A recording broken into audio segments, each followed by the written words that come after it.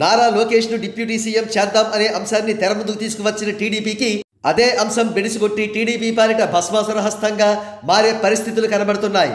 ఇక ఇదే అంశంపై ఏబిఎన్ కులగజ్జి వెంకటకృష్ణ మహాసేన రాజేష్తో డిబేట్ పెట్టాడు. వచ్చిన కామెంట్స్ పరిశీలిద్దాం. వచ్చిన కామెంట్స్లో 99.9% మహాసేన రాజేష్కు, ఏబిఎన్ వీకేకు నారా లోకేష్ గారి డిప్యూటీ సీఎం అంశానికి పూర్తి వ్యతిరేకంగా ఉండడం గమనార్హం. ఇక కామెంట్స్ చదువుదాం. మహాసేన రాజేష్, నీకు పవన్ మీద ఉన్న ఈర్ష్య అందరికీ అర్థమవుతుంది. అభివృద్ధి మీద దృష్టి సారించండి. అనవసరంగా కంపు అయిపోవద్దు. మీడియా కూడా రాంగ్ ట్రాక్ పట్టించవద్దు.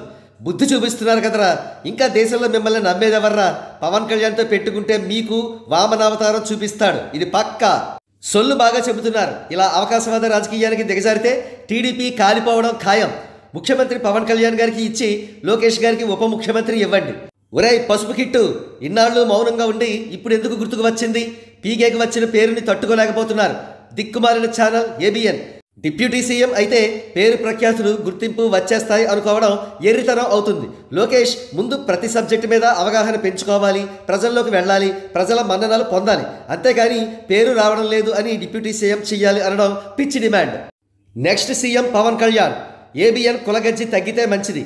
నువ్వు ఆపర సొల్లు, నీకు నెక్స్ట్ టికెట్ వచ్చినా అట్రఫ్లాప్ అవుతావు. కళ్యాణ్ గారితో పెట్టుకుంటే 2029లో టీడీపీకి వచ్చే సీట్లు 10 మాత్రమే. రాజేష్ కూటమిలో ఫిట్టింగ్ పెట్టాలని చూస్తున్నాడు. పవన్ కళ్యాణ్ మీద అక్కసు ఉంది కదా, సీఎం పదవి కూడా పంపకాలు వేయించి రాజేష్. జనసేనకు ఓటు వేయొద్దు అని చెప్పినవాడు వీడు. ఎలక్షన్స్లో పనిచేశాడట. జనవరి 18 అంటేనే వెన్నుపోటు గుర్తుకు వస్తుంది. కానీ ఇక్కడ ఉండేది ఎన్టీఆర్ కాదు, పవన్ కళ్యాణ్. కులగజ్జితో రెచ్చిపోతే రిటర్న్ పోటు చాలా గట్టిగా తగులుద్ది. చక్కగా ఉన్న కూటమిని పెంట చేయడానికి మీ పిచ్చి వాగుడితో ఎలక్షన్ ముందు రాజేష్ వీడియో చూడండి. జగన్ క్యాండిడేట్. ఈ మహాసేన రాజేష్ వల్ల 2029లో ఖచ్చితంగా టీడీపీకి చెడ్డ పేరు వస్తుంది. ఈ పార్టీ నుండి సస్పెండ్ చేయండి. పెద్ద పెద్ద వాళ్ళని విమర్శిస్తాడు. మందకృష్ణ మాదిగ గారిని కూడా విమర్శిస్తాడు. జై భీమ్, జై కర్ణాటక. మహాసేన రాజేష్ అనేవాడు తెన్నింటి వాసాలు లెక్క పెట్టే టైపు. ఇలాంటి వాడిని డిబేట్కి పిలిచి మరీ పార్టీ కోసం ఏమో ఉద్ధరించడానికి ఏబిఎన్ వాళ్ళు పెట్టుకుని సీఎంను డిప్యూటీ సీఎంను నిర్ణయం చేస్తాయి.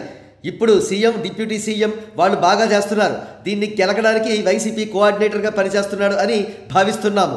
చంద్రబాబు గారు జైలుకి వెళ్ళినప్పుడు లోకేష్, ఏబిఎన్, ఈనాడు వీళ్ళందరూ ఏమైపోయారు? ఎలక్షన్స్లో సొంత నియోజకవర్గం తప్ప ఎక్కడా ప్రచారం చేయని లోకేష్కు ఉప ముఖ్యమంత్రి, ముఖ్యమంత్రి పదవి ఇవ్వాల్సిందే. రోడ్లపై పడుకుని టీడీపీ పార్టీకి నైతిక బలాన్ని ఇచ్చి రాష్ట్రమంతా కూటమి గెలుపు కోసం ప్రచారం చేసిన పవన్ కళ్యాణ్ ఉప ముఖ్యమంత్రి పదవికి ఎంత మాత్రం అర్హుడు కాదు.